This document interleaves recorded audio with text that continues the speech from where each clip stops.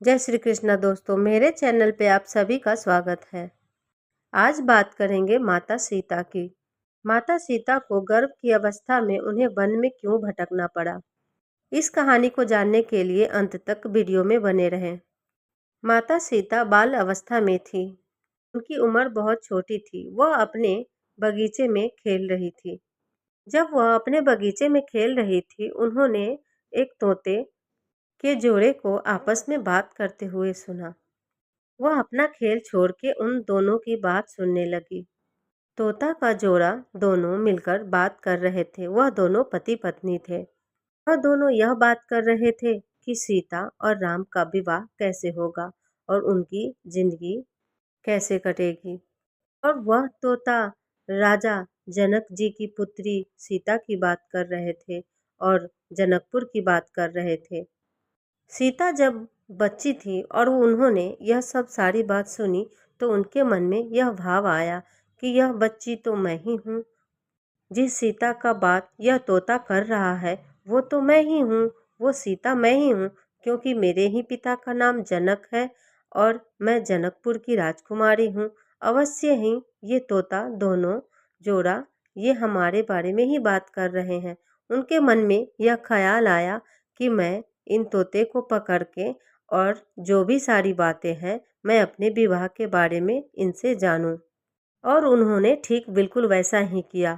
तोते के एक जोड़े में से एक तोते को उन्होंने पकड़ लिया और तोते से कहा कि तुम मुझे राम के बारे में बताओगे कि वो कैसे दिखते हैं, वो कैसे हैं। इनके मन में बहुत भाव उठ रहा था उनके बारे में जानने के लिए। माता सीता ने तोते को पिंजरे में डाल दिया था। तोता माता सीता को बोला कि मुझे पिंजरे से बाहर निकाल दो। मेरी पत्नी गर्भ अवस्था में है, मुझे उसकी चिंता हो रही है। मैं उसका ध्यान नहीं रख पाऊंगा, इसलिए मुझे जाने दो। मेरी पत्नी बहुत परेशान है, वह दुखी है। माता सीता उस समय बाल अवस्था में थी। उन्होंने उस तोते की एक न सुनी, क्योंकि उनकी बुद्धि बालक बुद्धि थी। वह खेल खेल में उस तोते को पिंजरे से नहीं छोड़ा और कहा कि तुम मुझे राम के बारे में बताओगे, तभी तुम्हें आज़ाद करूंगी, वरना नहीं छोड़ूंगी। और जब तक राम की कहानी पूरी नहीं होगी, तब तक नहीं छोड़ूंगी। उधर तोते की पत्नी अकेली गर्भ अवस्था में रो रही और बिलख रही थी।